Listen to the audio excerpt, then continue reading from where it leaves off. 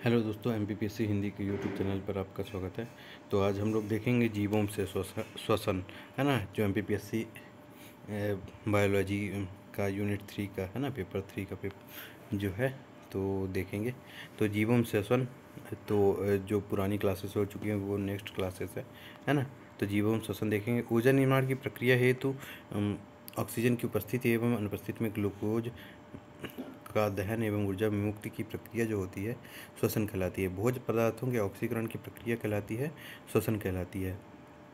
इसके प्रकार देखते हैं। मनुष्यों में श्वसन, पादपों में, मछलियों में और अन्य जीवों में भी श्वसन होता है। तो श्वसन की क्रियाविधि कैसी है? आंतरिक श्वसन, श्वसन की क्रियाविधि में बाह्य श्वसन और आंतरिक श्वसन होता है। तो बाह्य श्वसन देखते हैं। प्राणी एवं वातावरण के बीच पादपों बीच गैसों का आदान प्रदान ही बाह्य श्वसन कहलाता है। प्राणी एवं वातावरण के बीच गैसों का आदान प्रदान ही बाह्य श्वसन कहलाता है। श्वासोच्छ्वास, ब्रीदिंग, क्या फेफड़ों में निश्चित दर से गैसों का आदान प्रदान, जिसमें ये दो चरण निःश्वसन और निःश्वसन उनमें होते हैं, क्या कहलाते हैं? श्वासोच्छ्वास कहलाता है। गैसों का विनिमय यह फेफड़ों एवं हृदय के द्वारा संपन्न होता है। गैसों का विनिमय जो होता है वह फेफड़ों एवं हृदय के द्वारा संपन्न होता है। ऑक्सीजन एवं कार्बन डाइऑक्साइड को कोशिका तक पहुँचाने तथा कोशिका से वापस फेफड़ों तक की संपूर्ण प्रक्रिया शामिल होती है इसमें, ठीक है। ऑक्सीजन एवं कार्बन डाइऑक्साइड को कोशिका तक पहुँचाना तथा कोशिका से वापस फेफड़ों तक पहुँचाने की प्रक्रिया क्या कहलाती है? संपूर्ण प्रक्रिया गैसों का विनिमय कहलाता है, ठीक है। तो देखेंगे निःश्वसन और निःश्वसन में अंतर पहुँच लेता है 5 नंबर में, है ना। तो ये याद रखेंगे, इसे ध्यान से पढ़ेंगे। बाह्य वातावरण वायु में बाह्य वातावरण से वायु फेफड़ों में भरना क्या कहलाता है? निःश्वसन कहलाता है। मतलब अंदर श्वास को लेना, जैसे, है ना। निःश्वसन क्या है? वायु को फेफड़ों द्वारा वातावरण में छोड़ना क्या कहलाता है? निःश्वसन कहलाता है। इसमें निःश्वसन में क्या लिया जाता है? नाइट्रोजन 78%, ऑक्सीजन 21% और CO2 0.03% अंदर ली जाती है। और छोड़ा कितना परसेंट जाता है? नाइट्रोजन को पूरी तरह उसी रूप में बाहर छोड़ दिया जाता है। 16% ऑक्सीजन को छोड़ा जाता है। 5% बस ग्रहण कर लिया जाता है शरीर के द्वारा, है ना। CO2 को 4% छोड़ा जाता है। 0.03% लिया जाता है वातावरण से और 4% जो है उसे छोड़ा जाता है। पसलियाँ ऊपर की ओर उठती हैं। निःश्वसन में पसलियाँ ऊपर की ओर उठती हैं और निःश्वसन में पसलियाँ अंदर की ओर संकुचित होती हैं। बच्चे गुहा का आयतन बढ़ता है, ठीक है, और बच्चे गुहा का आयतन इसमें निःश्वसन में कम हो जाता है। डायफ्राम पेशियाँ संकुचित होती हैं। डायफ्राम पेशियाँ इसमें फैलती हैं, ठीक है। डायफ्राम कहाँ होता है? पेट के नीचे होता है डायफ्राम एक्सीडेंट में अगर उसमें चोट लग जाती है तो उससे मनुष्य की मृत्यु हो जाती है, ठीक है।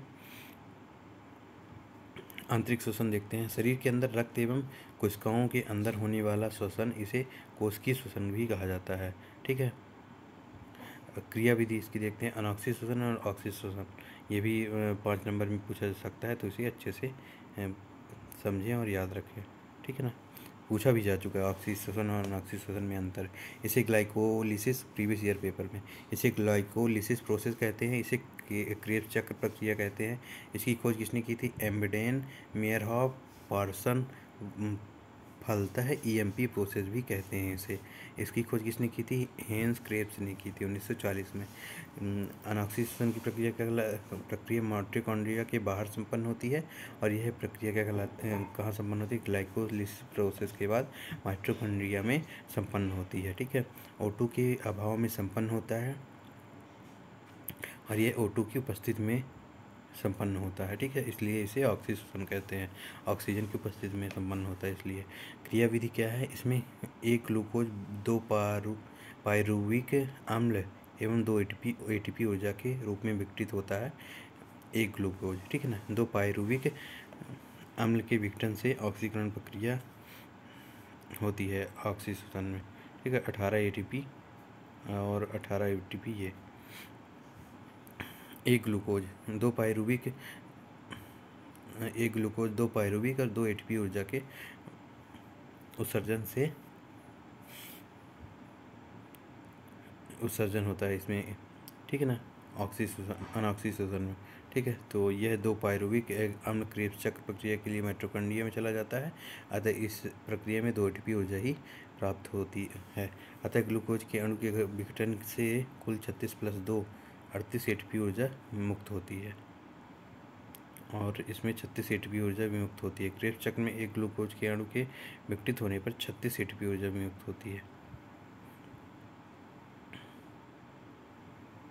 इसमें देखते हैं पादपों में श्वसन, ठीक है। इस पे देख लेंगे ये ग्लाइकोलिसिस, ये प्रक्रिया पूरी संपूर्ण देख लेंगे आप लोग। नेक्स्ट देखते हैं हम लोग पादपों में श्वसन। पादपों में जंतुओं के समान श्वसन अंग नहीं होते हैं। पादपों में जंतुओं के समान श्वसन अंग नहीं होते हैं, बल्कि इस हेतु उनमें रंध्र एवं वातरंध्र पाए जाते हैं, ठीक है। पादपों में गैसीय परिवहन बहुत कम होता है। पादपों की अधिकांश कोशिकाओं की सतह वायु के संपर्क में होती है, अतः O2 उपलब्धता की कोई समस्या नहीं होती है पादपों में। पादप श्वसन अंग देखते हैं। ग्रेना प्रकाशीय ऊर्जा को रोक कर रखता है, O2 को बाहर निकालने का कार्य करता है। स्ट्रोमा क्या करता है, CO2 का अपचयन तथा कार्बनिक यौगिक का निर्माण करता है, ठीक है। श्वसन प्रक्रिया को प्रभावित करने वाले कारक पादपों में कौन कौन से होते हैं। CO2 होता है, CO2 की मात्रा पर निर्भर करता है श्वसन प्रक्रिया। पादपों में प्रकाश जो है प्रभावित करता है। पत्तियों द्वारा अवशोषण एवं प्रकाश की मात्रा पर निर्भर करता है श्वसन। O2 वातावरण में 19% से अधिक होनी चाहिए। श्वसन प्रक्रिया में तापमान 0.30 डिग्री के मध्य श्वसन होता है। जल जड़ों द्वारा अवशोषण जाइलम ऊतक भी निर्भर प्रभावित करता है श्वसन प्रक्रिया में पौधों को। मछलियों में श्वसन कैसे होता है, एक विशिष्ट कशेरुकी जलीय वर्ग है। इसमें श्वसन हेतु क्लोम गलफड़े के द्वारा श्वसन होता है, ठीक है। नेक्स्ट देखते हैं, और ये O2 ऑक्सीजन युक्त जल मछलियों के गिल्स से गुजरता है, तब क्लोम गिल O2 को अवशोषित कर लेते हैं। क्लोम जो गिल होते हैं मछलियों में, ऑक्सीजन को अवशोषित कर लेते हैं, जल को CO2 के साथ बाहर निकाल दिया जाता है, ठीक है। ये देखिए गलफड़ों में H2O लेते हैं, ठीक है, और फिर O2 को अवशोषित कर लेते हैं, जल एवं CO2 को निष्कासित कर देते हैं, ठीक है। अन्य जीवों में श्वसन देखते हैं। केचुआ, इनमें त्वचीय श्वसन होता है। त्वचा से वायु को अवशोषित कर संग्रहित किया जाता है। केचुआ जो होते हैं त्वचा से श्वसन करते हैं, ठीक है।